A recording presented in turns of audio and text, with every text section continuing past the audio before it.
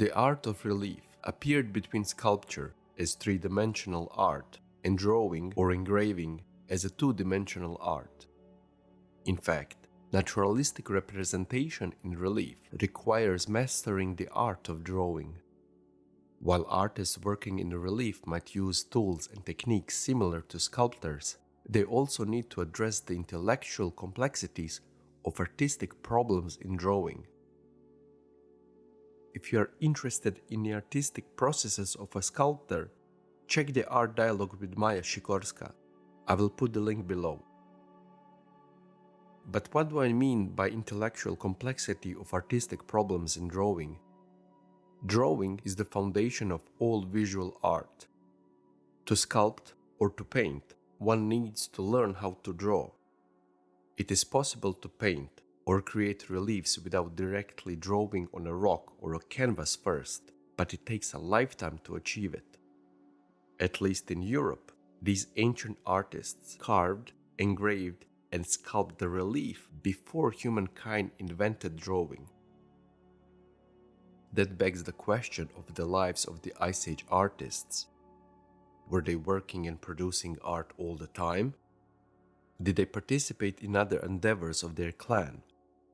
My imagination runs wild when I think about how these artists lived their lives. Were they shamans who didn't hunt or gather food, making them first people who were living outside of norms? Or maybe we have the art of exceptionally talented artists. Who knows? For me, this is a real mystery. Reliefs did appear before the cave paintings and drawings. Maybe they draw only on the animal skins or wood before mastering the craft and eventually graduating to work on stone. And those artworks on wood and animal skin didn't survive. It's odd, indeed. Maybe we will find more art in the future, but the first steps toward relief that we know so far were made at the same time when engraving was gaining momentum, or let's call it aesthetics in the cultures of Ice Age Europe. They liked it and they started doing it. For the first very exception, relief appeared around 18,000 years ago in Ice Age Europe. The carving in a low and medium relief on a rock are often made in open air or on the cliffs. It was a distinct feature of Solutarian period in modern-day France. This era, from approximately 17,500 to 16,250 years ago, yet significant phase during which a technological revolution in flint working spread rapidly among different hunting groups in the Western Europe.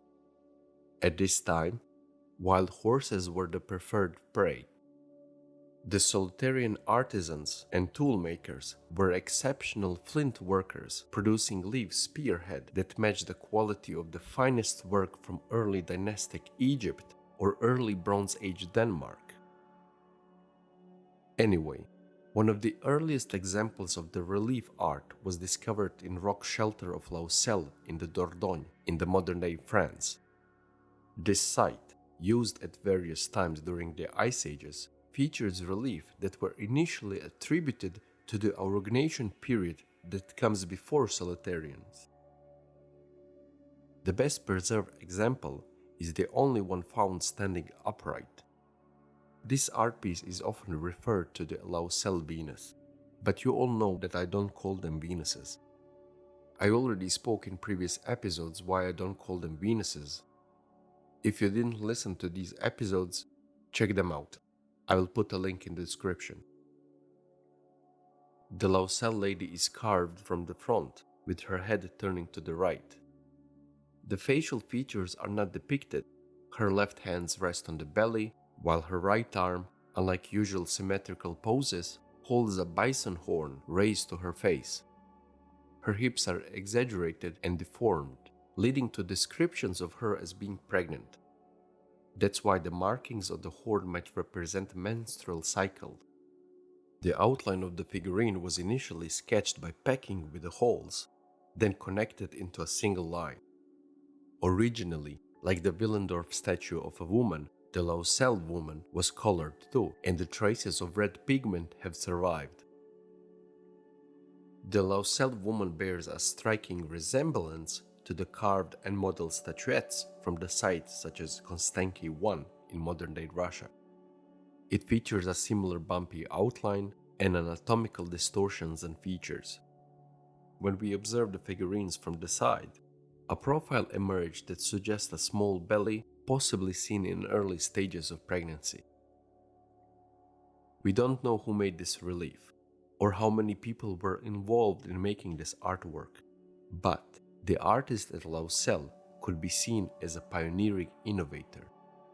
It seems that the artist was already familiar with the viewing figurines from the various angles, and it would make perfect sense for the artist to incorporate these three-dimensional perspectives into their relief work. This technique would explain the broad belly and the unique proportions of the hips. It is the embodiment of an already accomplished sculptor. I would like to compare Lausel woman to the Renaissance Venus made by Titian, an Italian painter.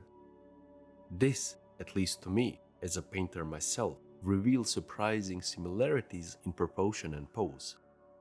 While the direct comparisons between the finished work are impractical, both in skill, language, and style, the outlines suggest a likeness. If you observe any statues of women across the time and place, we, for some reason, return to the same or very similar pose. Why do we find it aesthetically pleasing? Is it in our brain? It is very interesting to see how we didn't change for tens of thousands of years. Yes, technology and cultures changes over time, but some tropes, some features stay the same. It is the same with the storytelling, but I'm getting ahead again. I digress. I will continue with the first reliefs. What I really want to emphasize is that the woman relief in Lausel represent a significant stage in the evolution of art. The male figurine from the same site indicates further development. By the way, I spoke about both of these statues in previous episodes too. One about so-called Venuses and one episode that I called Where Are the Men? Because there's only 3 statues of men and so many sculptures of women. There is something to it. This worship of women and this admiration for women's body or their pregnancy. This figurine of a man doesn't have a head and the right arm. The legs are shown in profile, while the torso, or the upper body, faces forward, a style and aesthetics that persisted in Egypt almost 3,000 years, or from the 4th millennium to the 4th century BC, and it was occasionally used in Mesopotamia too. Again, I'm getting ahead of myself. This figurine of a man is carved in a lower relief than the woman with the bison horn, and it's depicted in a pose suggesting a readiness to hurl a spear with some kind of a belt around his waist. I already spoke about these particular carvings in the episode Where Are the Men? Check them out if you didn't. There are more female statuettes and carvings than of men. Is it only that a few men who had some kind of a social status were carved? I mean, again, we don't know. We only speculate. Your answer is good as mine or any other researcher. Actually, give it a try. Write me in a comment or write me an email and explain why you think it is so.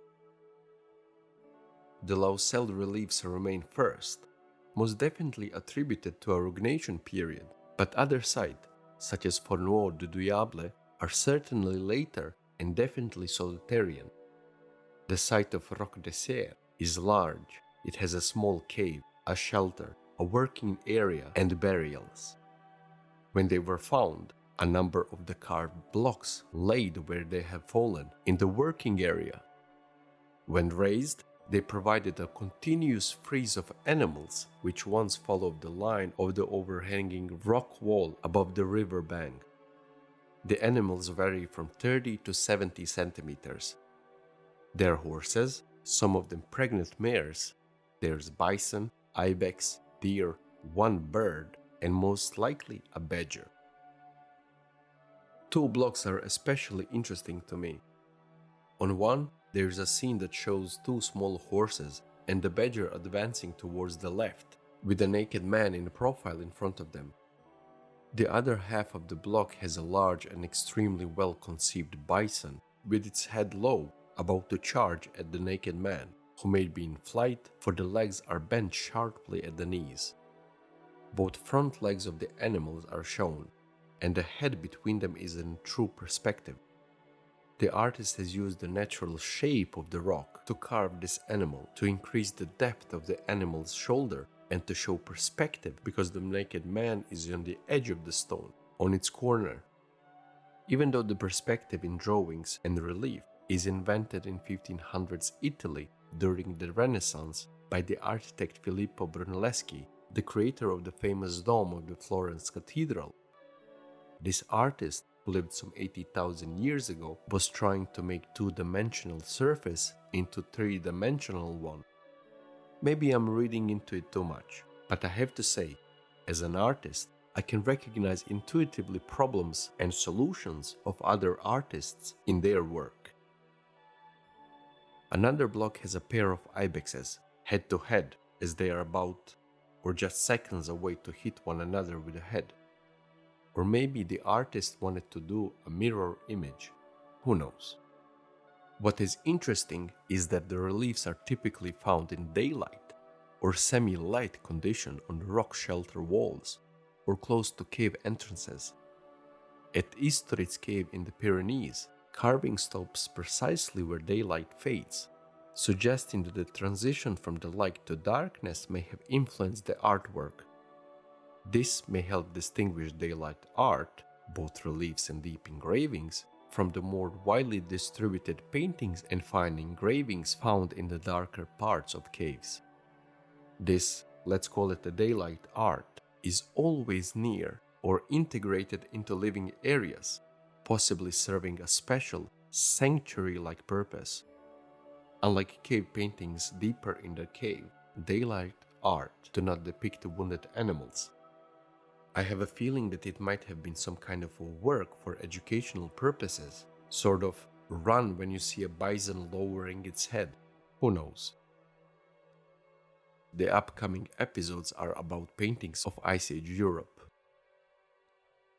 This concludes this episode. I want to thank you for joining and listening. I hope I inspired you. I hope you learned something.